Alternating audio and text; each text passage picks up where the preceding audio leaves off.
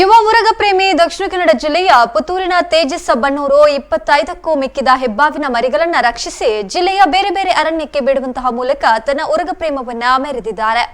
ಕಳೆದ 5-6 ವರ್ಷಗಳಿಂದ ಸಂಕಷ್ಟದಲ್ಲಿರುವಂತಹ ಉರಗ ಸಂತಾನವನ್ನ ರಕ್ಷಿಸಿ ಅವುಗಳನ್ನ ಮತ್ತೆ ಪ್ರಕೃತಿಗೆ ನೀಡುವ ಕಾರ್ಯವನ್ನ ನಡೆಸುತ್ತಿದ್ದಾರೆ.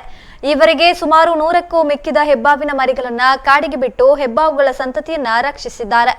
ಹೆಚ್ಚಾಗಿ ಮರದ ಪೊಟರಿಯೊಳಗೆ ಬಿದ್ದ ತೆಂಗಿನ ಮರದ ಟೊಲ್ಲಾದ ಭಾಗದಲ್ಲಿ ಹೆಬ್ಬಾವುಗಳು ಮೊಟ್ಟೆಗಳನ್ನ ಇಡ್ತದೆ.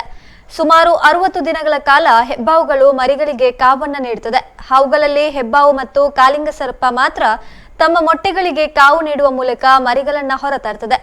ಮಾನವ ಅಥವಾ ಇತರ ಪ್ರಾಣಿಗಳ ತೊಂದರೆಯಾದಾಗ ಮಾತ್ರ ಹೆಬ್ಬಾವು ಮತ್ತು ಕಾಲಿಂಗ ಸರ್ಪ ತಮ್ಮ ಮೊಟ್ಟೆಗಳನ್ನ ಬಿಟ್ಟು ಬೇರೆಡೆ ಸಾಕ್ತದೆ. ಹೀಗೆ ಸಾಗಿದ ಸಂದರ್ಭದಲ್ಲಿ ಮೊಟ್ಟೆಗಳು ಕಾವಿಲ್ಲದೆ ಹಾಳಾಗುವ ಸಾಧ್ಯತೆಗಳು ಕೂಡ ಹೆಚ್ಚಾಗಿರ್ತದೆ.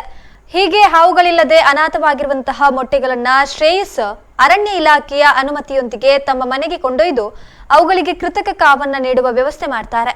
ಇದೇ ರೀತಿ ಈ ಬಾರಿ ಬಂಟ್ವಾಳ ತಾಲೂಕಿನ ಅನಂತಾಡಿಯಲ್ಲಿ ಸಂಗ್ರಹಿಸಿದ 12 ಮತ್ತು ಕನ್ಯಾನದಲ್ಲಿ ಸಂಗ್ರಹಿಸಿ 13 ಮೊಟ್ಟೆಗಳಿಗೆ ಕೃತಕ ಕಾವು ನೀಡಿ ಮರಿ ಮಾಡುವ ಮೂಲಕ ಜಿಲ್ಲೆಯ ವಿವಿಧ ಕಾಡುಗಳಿಗೆ ಬಿಟ್ಟಿದ್ದಾರೆ.